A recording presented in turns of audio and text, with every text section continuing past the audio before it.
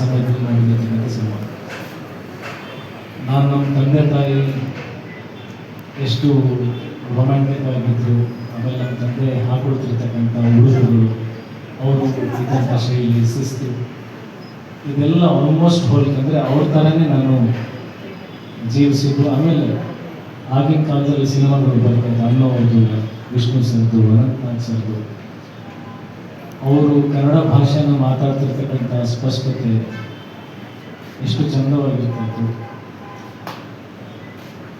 ಮತ್ತು ಅವರ ಅಭಿನಯದಲ್ಲಿ ಒಂದು ಮಧುರತೆ, ಅದೆಲ್ಲ ಕೂಡ ಮತ್ತೆ ನಾವು ಮರು ಸೃಷ್ಟಿ ಮಾಡೋದಕ್ಕೆ ಒಂದು ಅವಕಾಶ ಸಿಕ್ಕಿತ್ತು. ಆ ಥರ ಸಿನಿಮಾದಲ್ಲಿ ಆ ಪಾತ್ರ ನನಗೆ ಸಿಕ್ಕಿದ್ರು. ಮಂಜು ಸ್ವರಾಜ್ ಅವರು ಮತ್ತು ಲೋಹಿತ್ ಅವರು ಅದು ಯಾಕೆ ಆಯ್ಕೆ ಮಾಡಿದ್ರು ನನ್ನ ಹತ್ರ ಬಂದರು. ಬಟ್ ನನಗೆ ಒಂದು ಅದೃಷ್ಟ ಅಂತ ಭಾವಿಸ್ತೀನಿ. ಆ ಥರದೊಂದು ನಿರ್ದೇಶಕನ ಆಲೋಚನೆ ಇದಕ್ಕೆ ಒಂದು ಸೂಟ್ ಆಗ್ತಾನೆ ಅನ್ನೋದೇ ಒಂದು ದೊಡ್ಡ ಪ್ರಶಂಸೆ. ಅದು ಒಂದು ಉಡುಗೊರೆ, ಒಂದು ಅವಾರ್ಡ್ ಅಂತ ಹೇಳ್ಬೋದು.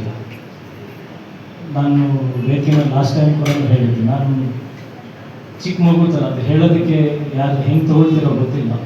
ಬಟ್ ಒಂದು ಫ್ಯಾಂಟಸಿ, ಒಂದು ಸೂಪರ್ ಮ್ಯಾನ್, ಸ್ಪೈಡರ್ ಮ್ಯಾನ್, ಒಂದು ಆ ಥರದೊಂದು ಬಟ್ಟೆ ಹಾಕೊಂಡ್ರೆ ಒಂದು ಪವರ್ಸ್ ಹೆಂಗೆ ಬರುತ್ತೆ ನನಗೆ ಆ ಕಾಲದಲ್ಲಿ. ಅಂದರೆ ಕ್ಯಾಮ್ರಾ ಮುಂದೆ ನಿಂತ್ಕೊಂಡು ಆ ಥರ ಕಾಸ್ಟ್ಯೂಮ್ಸ್ ಹಾಕೊಂಡು, ಆ ಥರ ಮೇಕಪ್ ಹಾಕೊಂಡು, ಆ ಥರದ್ದು ಡೈಲಾಗ್ಸ್, ಆ ಥರದ್ದು ಒಂದು ವರ್ಲ್ಡಲ್ಲಿ ಆ್ಯಕ್ಟ್ ಮಾಡಬೇಕಾದ್ರೆ ಅಣ್ಣವ್ರ ಥರ, ವಿಷ್ಣು ಸರ್ ಥರ ನನಗೆ ನಾನು ಫೀಲ್ ಮಾಡ್ಕೊಳ್ತಾ ಇದ್ದಾರೆ. ಒಂದು ಫ್ಯಾಂಟಸಿ, ಒಂದು ಸೂಪರ್ ಹೀರೋ, ಅವರೆಲ್ಲ ಸೂಪರ್ ಹೀರೋಸ್ ನಮಗೆಲ್ಲ.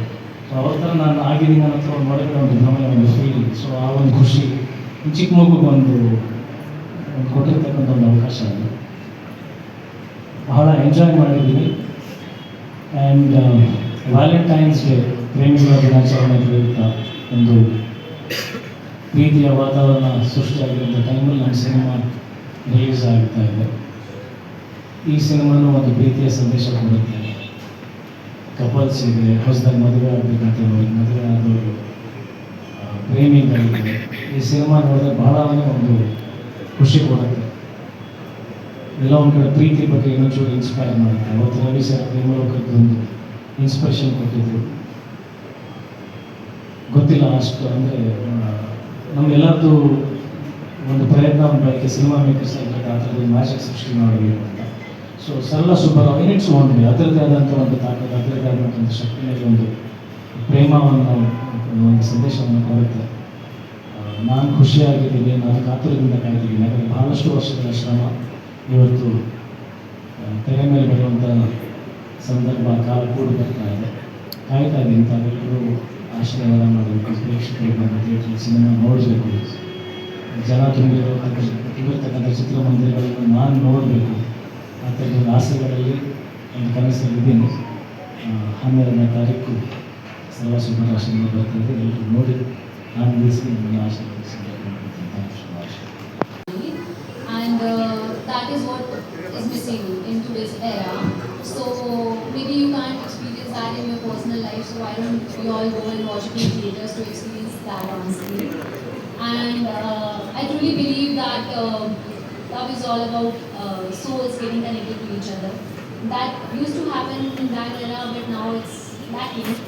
So just to get it back and just to experience that, everybody should go and watch it in theaters. That's it. Thank you so much. Hope you liked your trailer. Thank you. ಈ cinema ಕೂಡ ಅಷ್ಟೇ ನನ್ನ ಜೀವನದಲ್ಲಿ ಒಂದು ತುಂಬ ಹತ್ತಿರವಾದಂಥ cinema, ಕಾಯ್ತಾ ಇರುವಂಥ cinema. ಹಾಗೆಯೇ ಈ ಸಿನಿಮಾದಲ್ಲಿ 3 ಜನ ಪರ್ಫೆಕ್ಷನಿಸ್ಟ್ ಅಂತೀನಿ ನಾನು. ಅದರಲ್ಲಿ ಮಂಜು ಸ್ವರಾಜ್ ಅವರು ಏನು ಮಾಡೋದು ಒಂದು ವಿಶೇಷತೆ. ಯಾವುದೇ ಸಿನಿಮಾ ತಗೊಳ್ಳಿ ನಾವು, ಅದರಲ್ಲಿ ಒಂದು ಸ್ಪೆಷಾಲಿಟಿ ಇದೆ. ಸುಮ್ಮನೆ ಏನೋ ಹೋಗಿ ಮಾಡಿ ಬಂದಂತಲ್ಲ, ಅದರಿಂದ ಸಾಕಷ್ಟು ವರ್ಕ್ ಮಾಡಿ ಮಾಡುವಂತಹ ಸಿನಿಮಾ ಮಂಜು ಸ್ವರಾಜ್ ಅವರು. ಹಾಗಾಗಿ ಅವರೊಂದು ತುಂಬ ಸ್ಪೆಷಲ್ ಅನಿಸ್ತಾರೆ. ಇನ್ನು ಅಜಯ್ ರಾವ್ ಸರ್ ನಮ್ಗೆ ಗೊತ್ತಿದೆ, one of the perfectionist. Sir ನಿಮ್ಮ ನೋಡಿದಾಗೆಲ್ಲ ಖುಷಿ ಆಗುತ್ತೆ. ಅಂದರೆ ನೀವು ಈಸಿಯಾಗಿ ಯಾವುದನ್ನು ಸ್ವೀಕಾರ ಮಾಡಲ್ಲ. ಇದು ಕೂಡ ಅಷ್ಟೇ, ತುಂಬ ಅದರಿಂದ ಶ್ರಮ ಹಾಕಿದ್ದೀವಿ. ನಿಮ್ಮ ಶ್ರಮಕ್ಕೆ ತಕ್ಕ ಪ್ರತಿಫಲ ಸಿಗುತ್ತೆ ಅಂತ ನಾವೆಲ್ಲ ಎಕ್ಸ್ಪೆಕ್ಟ್ ಮಾಡ್ತಾ ಇದ್ದೀವಿ. ಇನ್ನು ಹೊಸದಾಗಿ ಬಂದರೂ ಕೂಡ ಲೋಹಿತ್ ಸರ್ ಒಬ್ಬ ನಿಮಗೆ ಗೊತ್ತಾಗ್ತಾ ಇದೆ, ಅವ್ರು ಏನು ಮಾಡಿದ್ರು ಒಂದು ಪ್ಯಾಷನೇಟ್ ಆಗಿ ಮಾಡ್ತಾರೆ.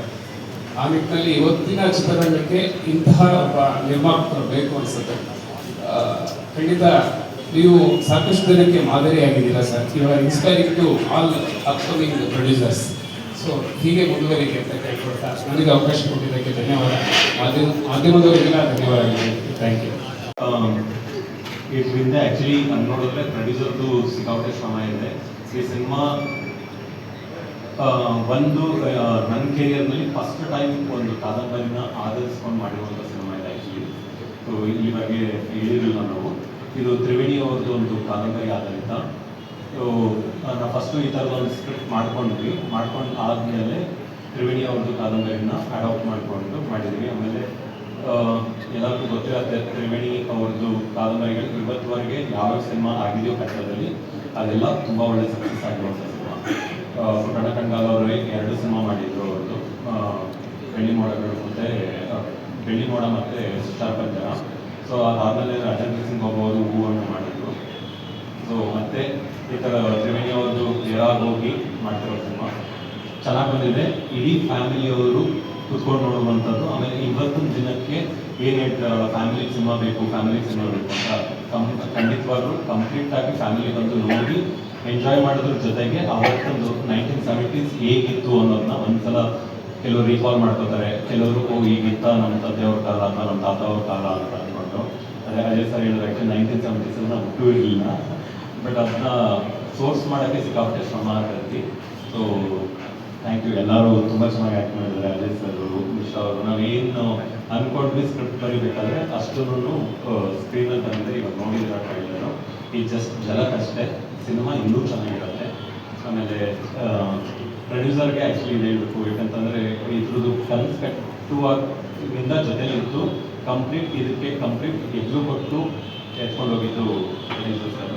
ಸೊ ಇಡೀ ಟೀಮ್ಗೆ ಥ್ಯಾಂಕ್ ಯು. ನಾನು ಸಪೋರ್ಟ್ ಆಗಿ ಇಟ್ಕೊಂಡು ಈ ಥರದ ಒಂದು ಸಿನಿಮಾ ರೀಕ್ರಿಯೇಟ್ ಮಾಡಿದ್ರೆ ಲೈಕ್ 1970s ರೀಕ್ರಿಯೇಟ್ ಮಾಡೋದಕ್ಕಿಲ್ಲ ಅಷ್ಟು ಸುಲಭ ಅಲ್ಲ. ಆಮೇಲೆ ನನಗೆ ತೋಚಿರೋ ಪ್ರಕಾರ ಇಲ್ಲಿವರೆಗೆ ರೆಟ್ರೋ ಸಬ್ಜೆಕ್ಟ್ಸ್ ಅಂದಾಗ ನಾವು ಮ್ಯಾಕ್ಸಿಮಮ್ ಆ್ಯಕ್ಷನ್ ಬೇಸ್ ಹೋಗ್ತಾ ಇದ್ವಿ. ಆ್ಯಕ್ಚುಲಿ ಫಸ್ಟ್ ಟೈಮ್ ಒಂದು ಲವ್ನ ರೀಕ್ರಿಯೇಟ್ ಮಾಡೋದಿಲ್ಲ. ಆ್ಯಕ್ಷನ್ ಕ್ರಿಯೇಟ್ ಮಾಡೋದು 100% ಕಷ್ಟ, ಬಟ್ ಲವ್ ಕ್ರಿಯೇಟ್ ಮಾಡೋದು ಅದಕ್ಕಿಂತ ಕಷ್ಟ ಆ್ಯಕ್ಚುಲಿ. ಸೊ ಚೆನ್ನಾಗಿ ಬಂದಿದೆ. ಡೆಫಿನೆಟ್ಲಿ ಎಲ್ಲರೂ ಎಂಜಾಯ್ ಮಾಡ್ತಾರೆ. Thank you so much.